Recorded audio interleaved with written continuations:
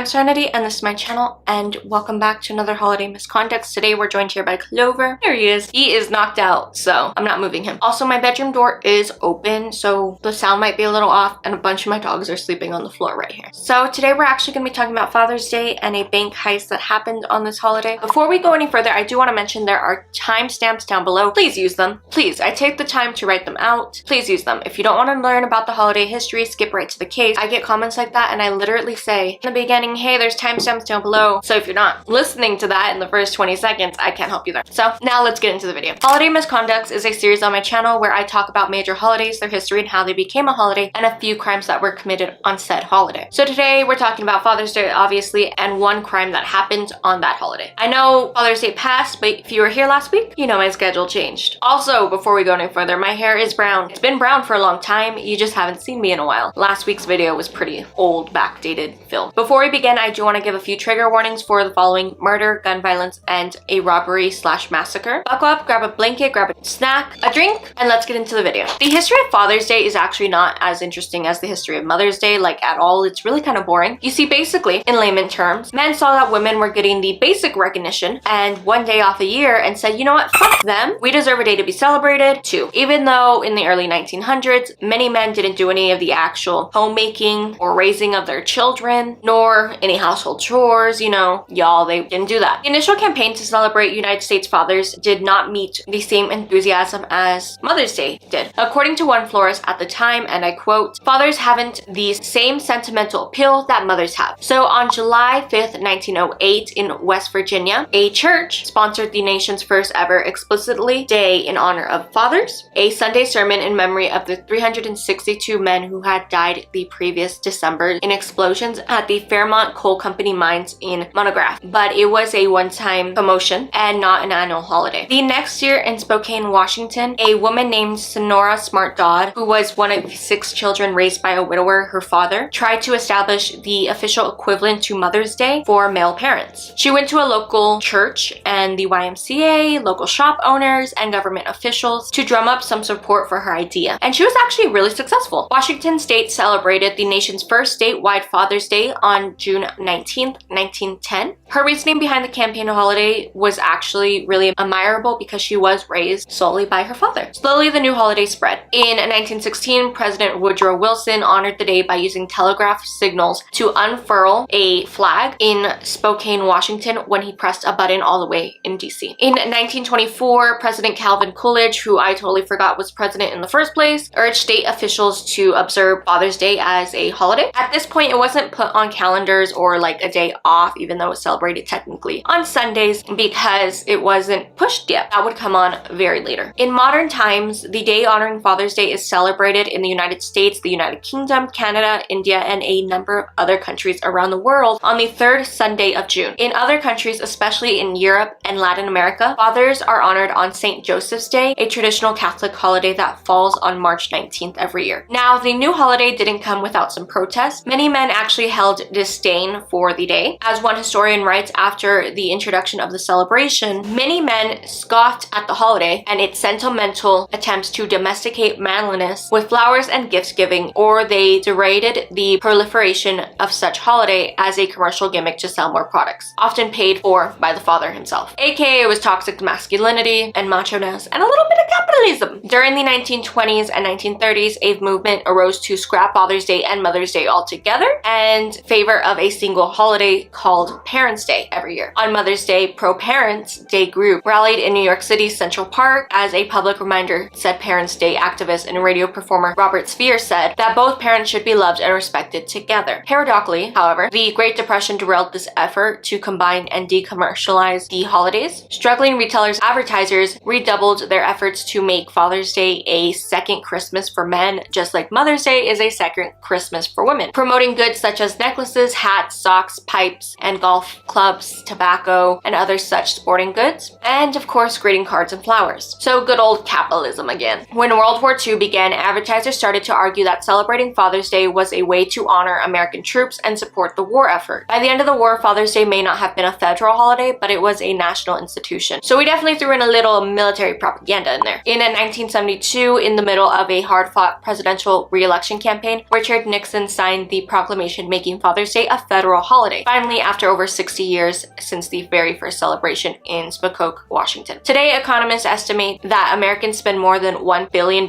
each year on Father's Day gifts. It's a lot less than the estimated $28.1 million spent each year on Mother's Day. Because, well, if we're gonna get technical, a lot of people don't have fathers. That fathers either walked out, they've died, maybe they're away in war, something. Maybe they're just deadbeats. So now that we know the history of Father's Day, let's get into the case. This was over 30 years ago. It was Sunday, June 16th, 1991 in Denver, Colorado. It was actually Father's Day, and the downtown Denver area was vibing as families celebrated the holiday. In the area was the United Bank Tower, a popular bank which today, over 30 years later, is actually the Wells Fargo Center. So the United Bank Tower had in the past allowed its guards to carry automatic weapons, firearms if you will, but it changed their policy less than a year before the event that we're about to talk about. Their new policy required guards to be completely unarmed. As far as I know, I don't think they were even allowed to carry like pepper spray or a baton. They were just in uniform with no weaponry. At approximately 4 a.m. on Sunday, June 16th, 1991, an alarm went off in the basement storage room at the United Bank Tower. According to records, a guard in the control center just turned off the alarm and did no further action. This guard didn't go and investigate for the reason why the alarm actually went off at all. He just kind of turned it off and went back to his job. At 9:14 a.m., a man identifying himself as Robert Bardwell, the vice president of the bank, asked for entry into the bank through a side freight elevator. Now, keep in mind it was a Sunday and most banks are actually closed on Sunday, so not many people were in this bank. This man, claiming to be Robert, called the bank's guard room using a street-level security phone. A guard named William McCullen Jr., who was only 33 years old, responded by riding this freight elevator up from the guard room. When the elevator opened, a gunman, the man identifying himself as Robert, forced William to ride to the sub-basement area of the bank. There, the gunman ended William's life, and he proceeded to drag the lifeless body into a storage room and took the electrical pass card in order to move through the bank more freely. This man then made his way through the bank tunnels and up one floor to the bank's basement level area, which housed the money vault and security guard station. During his journey through the tunnels, the intruders set off an alarm at 9:20 a.m. when entering the secured stairwell. The intruder made his way into the vault area and first entered through the security guard room. Then the gunman forced two guards named Philip Menkoff, 41 years old, and Scott McCarthy, 21 years old, into a battery operating room where both men were shot, which ended their lives. Investigators believed a third guard named Todd Wilson, who was only 21 years old, returned to the area during or immediately after the shooting. Upon his return, Todd was shot several feet away from the battery room where Philip and Scott lay unalive. Upon investigation, police determined that the intruder shot 18 bullets during the spree of ending people's life, hitting his victims, which all except one of them, ending their life. None of the four murdered bank guards were armed. They no longer carried their weapons, like I said. Before leaving the security guard room and entering the vault area, the intruder removed and tampered with evidence, trying to eliminate any traces of his identity. The perpetrator then seized 10 videotapes, bank keys, and two-way radios, and pages of the guard logbook, taking these items with him. Electronic records indicated that the intruder opened the vault door at 9:48 a.m. At that time, 6 vault employees were on duty processing the cash delivery. The intruder demanded that the 6 employees cover their eyes and lay on the floor. Before leaving the scene, the assailant forced the tellers to crawl into a small room near the vault, which was known as a man trap. The banker made his escape at 9:56 a.m. according to electronic records, leaving the tellers locked in the man trap. The tellers found a broken spoon in the man trap, and they used this spoon in the man trap's door sill to free themselves approximately 20 minutes after the robbery. Prior to leaving the scene, the robber collected all these spent shell casings that had been fired from his revolver. The only physical evidence left behind by the robber was the 18 bullets he fired, most of the bullets which were actually in the 4 unalived victims' bodies. The surviving bank employees told police that the man appeared to be in his late 50s or 60s, wearing a gray sports coat, a white shirt, a multicolored necktie or gray slacks, a brown fedora hat, and mirrored sunglasses, who also had a bandage on his left cheek. The police investigation involved more than 40 FBI agents and 24 detectives. Investigators were baffled as to why the robber didn't fill the entire satchel with cash and only stole approximately $200,000, a mere 10% of the $2 million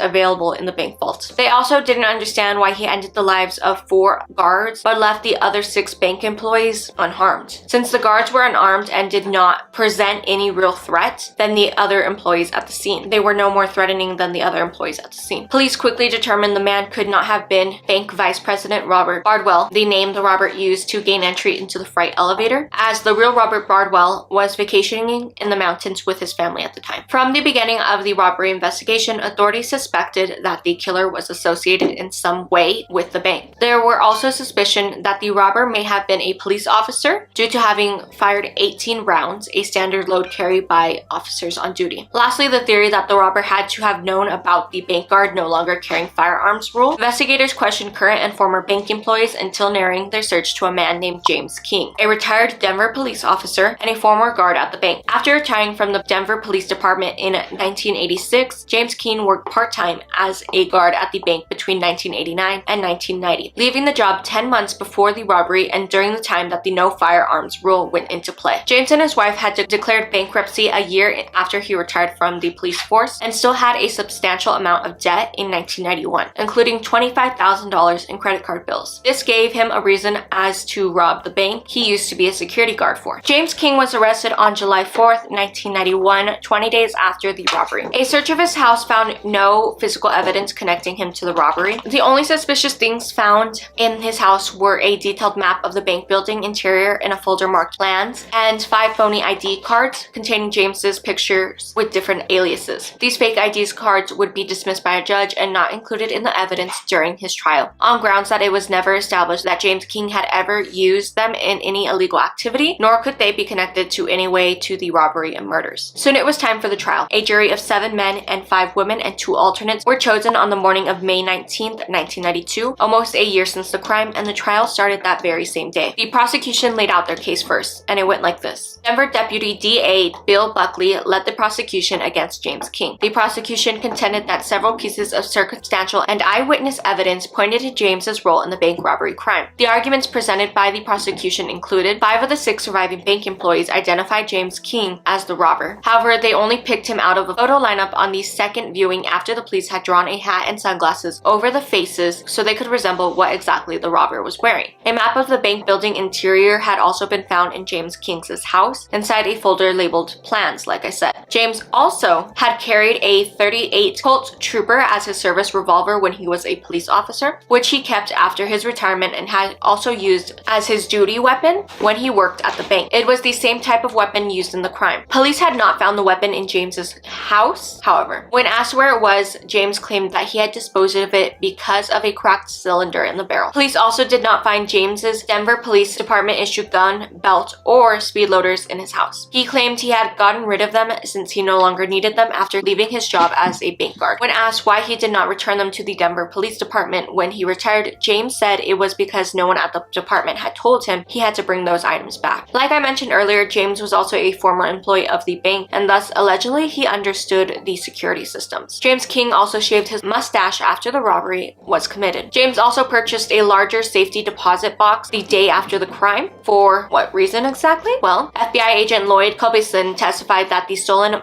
money measured up to be 1,009 cubic inches, also the exact amount of the 1,000 cubic inch capacity of James King's new safety deposit box, implying that he had deliberately stolen a specific amount of money that would fit in this box. This is actually really oddly specific evidence to me. Defense attorney Walter Garish objected to his testimony as wishful thinking, pointed out this did not factor into other items police had found if they searched the box, and the dimensions of the money did not match the dimensions of the safety deposit box. When asked where he was during the robbery on June 16, 1991, James King said he had gone to Capitol Hill Community Center for a match with the Denver Chess Club. However, none of the employees there remembered seeing him or remembered anyone asking about a chess match that day, and the Denver Chess Club had not held matches at the Capitol Hill Community Center for years. 17 of the robbers' 18 shots had hit the victims, implying that the robber was well trained with firearms. United Bank Vice President Robert Bardwell, whose name had been used so the robber could get into the building, testified he had previously lost his bank access card, which he had reported missing on August 13, 1990. James King had resigned from the bank on August 12, 1990. He also testified guards routinely patrolled by his office. The 18 bullets fired at the crime scene came from 5 different brands of bullets. In the Denver police, it was common practice for police to deposit spare rounds in a bullet bucket and use those same buckets to load their duty weapons. weapons. Since James King was a former Denver police officer and the Denver police used multiple different brands of ammo, this would explain why the robber's gun fired so many different types of ammo. Brand. I'm talking they literally kept little buckets of randomly used bullets from service weapons at the station that any officer could just grab some and take home without anyone knowing. It's not like they signed them out. Once the prosecution laid out their case, it was the defense's turn. Attorney Walter Garish and Scott Robertson defended James King. The key elements of their defense cases went as followed. There was no physical evidence that tied James King to the crime. Neither the murder weapon nor any of the stolen money had ever been found, even to this day. None of the eyewitnesses to the crime reported that the robber was wearing gloves, yet James King's fingerprints were not found at the scene. The large safety deposit box James purchased after the crime was not found to contain anything incriminating. The defense also claimed that eyewitnesses' identification was unreliable. Attorney Scott Robertson showed witnesses of the crime a picture of a man disguised with hat, sunglasses, and a mustache, just like the robber. None of the witnesses were able to identify him. The attorney then revealed that the man was the famous actor Harrison Ford. How that little spiel was relevant to bring in the actor, I don't know. James King also had plainly visible moles on his face, yet none of the witnesses had mentioned moles in their initial descriptions of the robber to the police or to the police sketch artist. But remember, the robber also had a band-aid on their face, so it could easily be hiding the moles. And the robber was also wearing a hat, and if you wear a hat low enough and the moles are up here, you can't see them. James Prado, the former head of bank security, also testified that the man trap had not been installed in the tower until after James King had stopped working there, meaning he would have not known how to expertly manipulate it like the robber did. That doesn't mean that the man has never seen a man trap in his life, so I don't know how that's very relevant. James Prado also testified that the map of the bank found in King's house was the standard map issued to all bank guards, and they were not required to return them upon leaving the job. It still proves that he had a blueprint of the bank that any other citizen would not have. Upon cross-examination, Robert Barwood said that he had never seen James King before, and he had not worked weekends at the bank since 1989, which were the only days James King actually worked at the bank, apparently. He also said he was not sure of the precise day he had lost his bank access card. Also, a convicted bank robber named Dewey Calvin Baker had at one point confessed to reporters that he committed the crime, but then he quickly recanted. Another alternative suspect was a former bank guard named Paul Yacum, who had been tried and acquitted for stealing $30,000 from United Bank at an ATM on Memorial Day weekend in 1990. He also lived less than a mile away from the United Bank Tower, and FBI agents William McCaff and Charles Evans testified that when they went to investigate Paul Yacum's apartment, they found a closet door secured with handcuffs. Inside the closet, they found boxes of .38 caliber and .357 caliber ammunition, as well as a police scanner and speed loaders, batons, replicas of badges of several police organizations, and dummy grenades. Paul Yacum also had no alibi for the time that the bank robbery took place, so another very viable suspect. I'm not sure the exact reason why police zeroed in on James King, if it was just because they were interviewing former employees and they thought he was the robber. One of James King's neighbors also testified that she saw him mowing his lawn at the time the bank was robbed. She also yelled a Happy Father's Day greeting to him. After 53 hours of jury deliberation, James King was acquitted of all charges. After the trial, the FBI kept him under surveillance for many years, hoping to find something to charge him with that was not prevented by the double jeopardy procedure, but they found nothing. James King has since lived what was described as a hermit existence at his home at 665 Juniper Street in Golden, Colorado since. Then on May 21st, 2013, James King died of dementia at a nearby hospice center at the age of 77. His wife, who had stayed with him, had preceded him in death in 2009. 4 months after the verdict, Paul Yacum died of a heart attack at age of 52.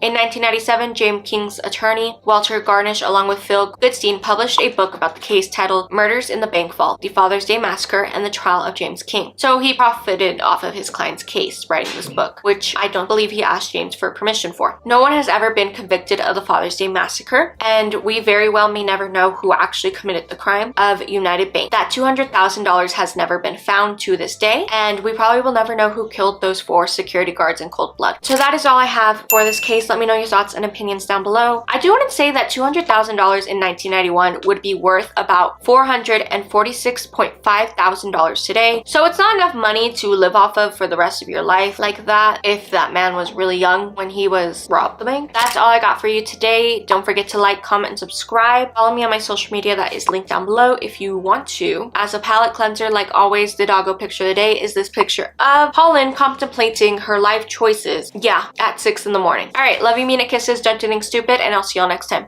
Bye!